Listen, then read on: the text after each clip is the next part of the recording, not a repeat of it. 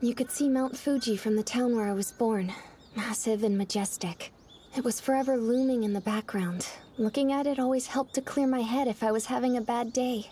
Sometimes I'd spend hours staring at the mountain, and afterwards I wouldn't want to go back home again. My father ran a hole-in-the-wall yakiniku restaurant on the ground floor of our little house. It was always dark at home, and the air was thick with oil. The mats, the walls, even our furniture, everything was covered in a film of yellow grease. After our mom was gone, no one took over the cleaning. It got so bad that there was a slick layer of fat on the spare mattresses in the closet. No matter how many times I tried washing things, the grease would always come back. To make matters worse, my dad was incredibly oily himself. He always had a pungent, fatty smell to him. My brother was 2 years older than me, and a real monster. Whenever Dad wasn't around, he'd bully me, often violently. I never knew what would set him off. He also had a bizarre, secret habit. Every now and then he'd sneak into the kitchen and drink vegetable oil. It seemed like he enjoyed it.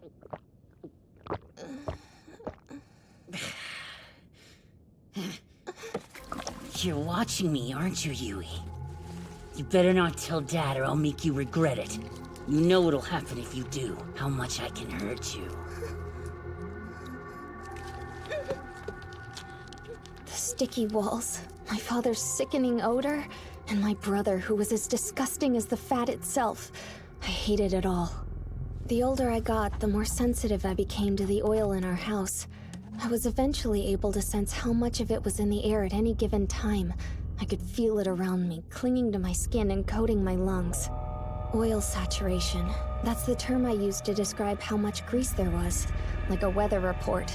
Ding dong, ding dong. The current oil saturation is at 50%. Please exercise caution around any open flames. The current oil saturation level is at 60%.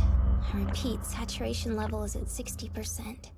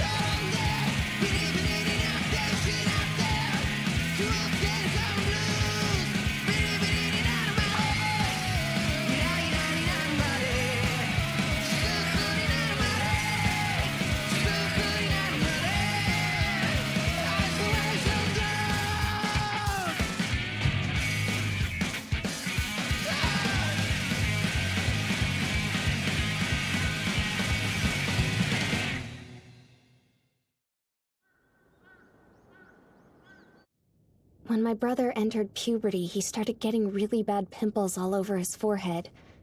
Eventually, the breakout spread to the rest of his face. Hey, be quieter, he'll hear you. You stay the hell away from us, Goro! Your face looks like it's about to erupt. You idiot! You touched my uniform with your greasy nose, freak! You gotta pay for the cleaning! I want 50,000 yen by tomorrow or you're dead, got it?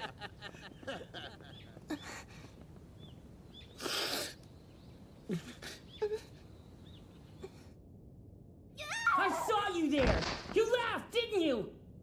You thought I deserved to get beaten up! Goro, stop this right now! Let go of me, damn it! It's your fault my face looks like this in the first place! My entire body is polluted thanks to all the oil from your stupid restaurant! But do you even care? No! Stop it, Goro! That's enough! Calm yourself! After that, my brother shut himself up in his dark room. He just sat there drinking bottles of oil. Huey! Hey, Huey! Where the hell are you? I'm here. What's the matter? I'm out of oil. Go buy some more.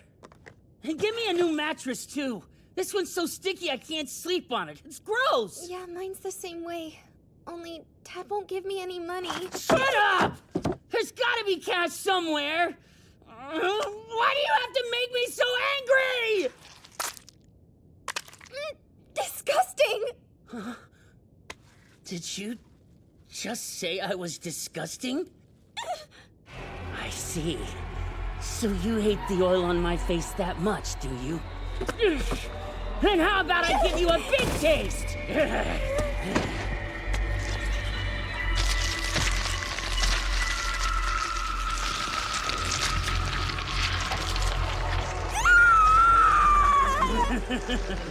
Yeah? You like that?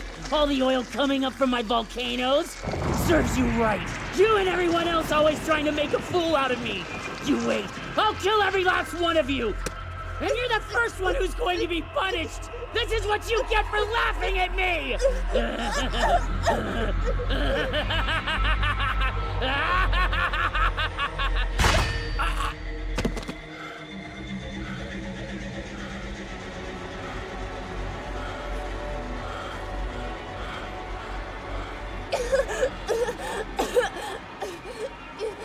I'm sorry, Goro. What? You gotta be kidding, right? I'm not eating there. That place is seriously filthy. Yeah, but it's good. I went the other day and the food was incredible. The meat was super fatty. In that case... Welcome, gentlemen. Smells good. I want an order of that delicious new meat. I had it the other day. I'm sorry, but we actually ran out of that meat yesterday. You're gonna have to order something else. Oh man, really? Yeah. Current oil saturation, 70%. That's higher than yesterday. It was around that time that I started having really odd dreams and terrible nightmares. They usually started off the same way, with me staring at Mount Fuji.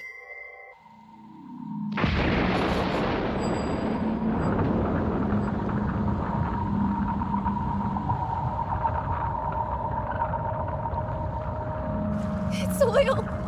I'm going to drown in it!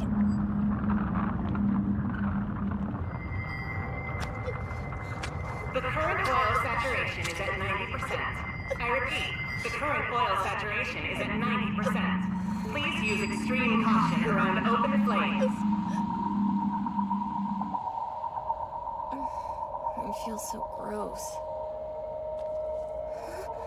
Oh no. More and more pimples started to appear all over my face, and because I was embarrassed, I barely ever left the house. Yui, are you still not feeling any better? Why don't you go take a walk or something outside? Can't you please just leave me alone for once?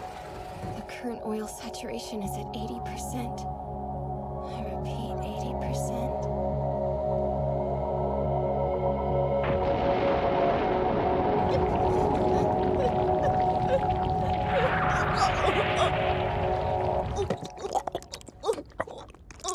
Drink it! Swallow all of it, Yui! What are you doing to me? Oh, so you're awake, huh?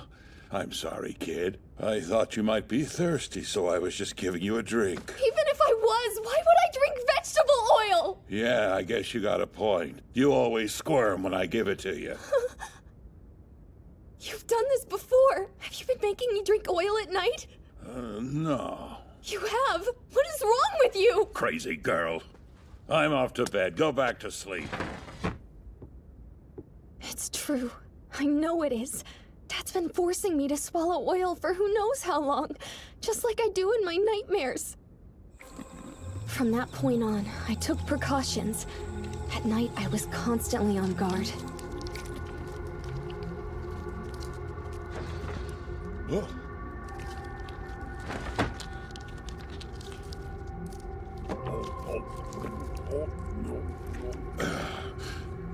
I'm over this place. Who cares about yakiniku? In the days that followed, my dad got even greasier. The saturation level would rise the moment he walked into the room. There would be a layer of grease in the bath after he used it, shimmering sickly. And more oil soaked into his mattress than ever before, as if it were a sponge. Then, one night... What is that sound?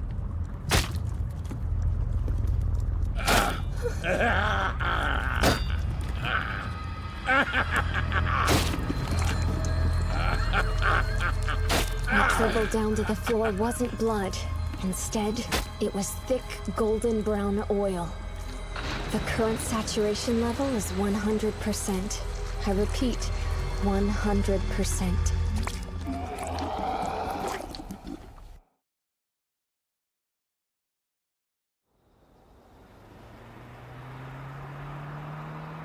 My grandmother lives in the country alone, and lately it seems like she's scared.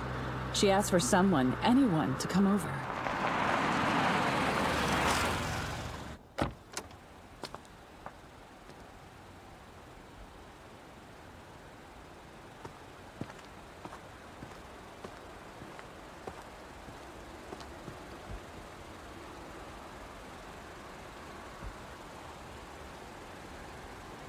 This place always looks so gloomy.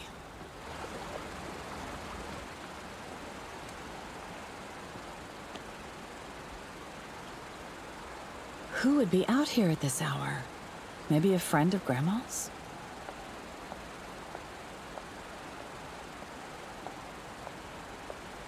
Excuse me. Good evening. You must know my grandmother, who lives in this house, yes? Oh, good. I hoped so. She's lived here since last year. That's when my grandfather died. Honestly, we've all been kind of worried about her being so far away. I'm happy to hear that she has visitors. Open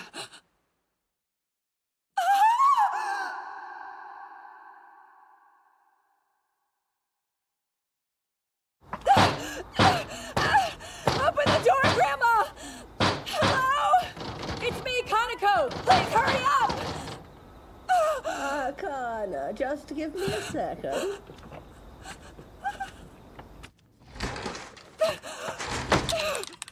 Grandma! What's that thing? That's Kingaro. His family, my uncle. But he died a very long time ago. I was only a child when it happened. Still, I remember it. He's out there every night lately, wandering around the bridge.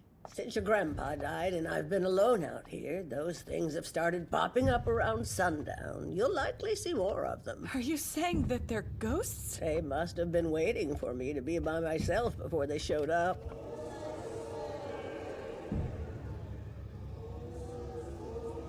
You hear that? The ghosts are calling for me. But there's so many voices. A lot of people in this village have died over the generations, and many of them haven't fully passed on yet.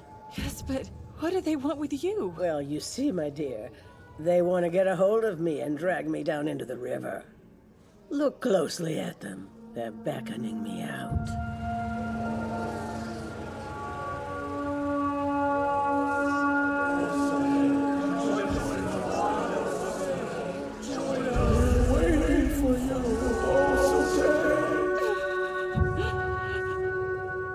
They yell for me all night long. I've barely slept at all since I've been back at this house. I'm sure you'll see. You won't be able to sleep either. Instead, why don't I tell you a story from when I was young that might explain a few things? Come, take a seat over here with me. It's a tale I've never told you before. I was born and raised in this house. My entire life has been spent living within these walls, give or take a few years. The village used to be pretty lively. I know that must be hard to believe because of how empty it feels these days. But back then, we were a tight community, and we even had some odd traditions, like the way we handled our funerals. The first funeral I can remember was when Kingaro died, the uncle who you met outside. The day of the ceremony, everyone in the village met at the edge of the river to see his body off to heaven. I watched by my mother's side from a spot on top of the bridge. He's coming! Kingoro's just around the bend! Osade, your uncle's almost here. Take a good look and say goodbye.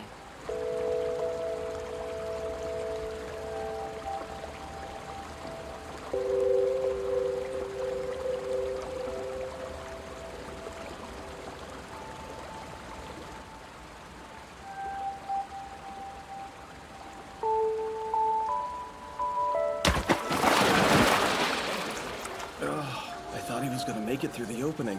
Kingoro sure has bad luck. Oh no, your uncle fell! Oh, the poor, poor man. Hey, wait, Mom. What's going to happen to him now that he's in the water? The river widens on this side of the bridge, and it's much deeper as well. He won't drift downstream. He's going to sink here. If he had just stayed on the mat, he could have been able to float on, all the way to heaven. Can't we at least tie the bodies to the mats? It would be much safer. That's out of the question. Tradition is tradition, after all. And then there was Shokichi. Shokichi? Yes, he was a very popular young man in the village who died when he was only 20 years old. He was also the last person who we put to rest that way, sending his body floating down the river. I was 16 when it happened. Shokichi was the biggest man in the village, a giant. Goodness, he must have been over 6.5 feet tall. But he was a good man. He had a gentle heart as soft as silk. He was the first person I ever fell in love with. And he was my fiancé. But some trees fell on him in the mountain and he passed away. He was so tall we had to use 2 mats at the funeral. I was so sick with grief that I was beside myself, even if some people were secretly excited to see if his big body would stay on the mats. Look, Osade's actually crying. Can you blame her? I think I see him over there! Shokichi. It's gonna hit!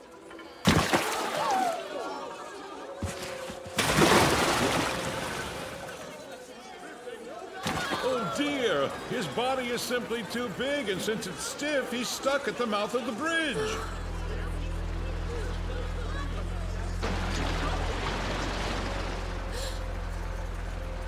Hey kids, do something to help out! We can't just leave him like this. Don't you feel sorry for this poor fellow? Got him!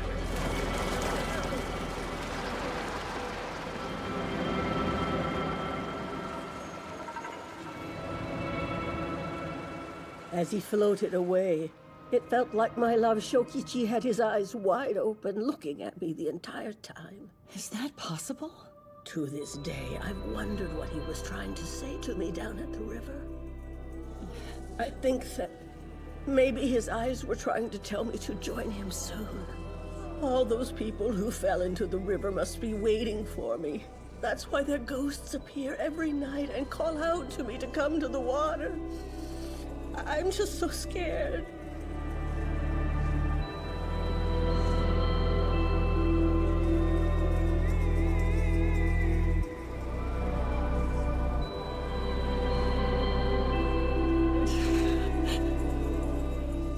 Kana, dear, I don't think I'm going to last much longer in this world. What are you saying, Grandma? You only think that because you've been alone here too long. You're coming back to the city with me tomorrow. It's too late for me. I'm going to die very soon. No, Grandma, you can't say that! Kana, dear, if I die, please promise me that you'll bury me beneath the ground. No matter what happens, don't let me float down the river. I don't want to sink into the water forever. Promise me. I'm counting on you. Are you okay? Please talk to me. What's wrong? Grandma! Grandma! Please don't die!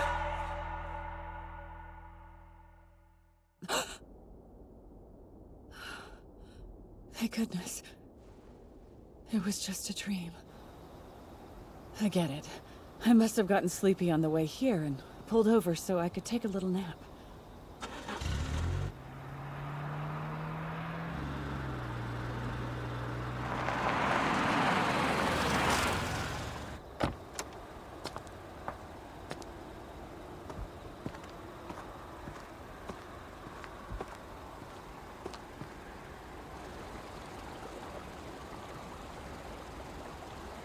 That's creepy. Just like it was in my dream.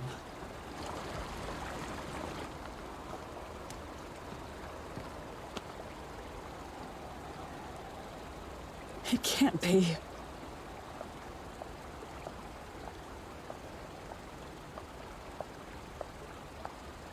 Good evening. My niece, Osode. I'm sorry to tell you that she's passed away.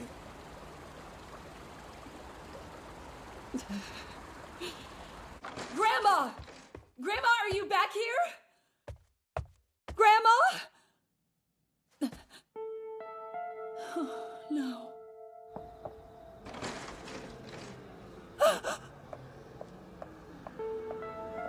Look! Up the river! Here comes Osode.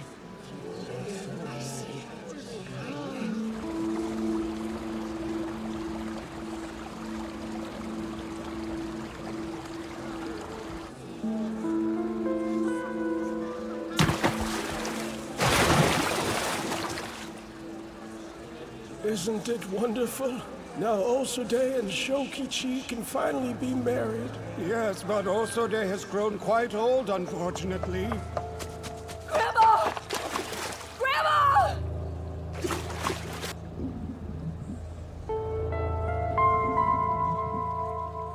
Am I crazy? Or did it seem like she was looking at me?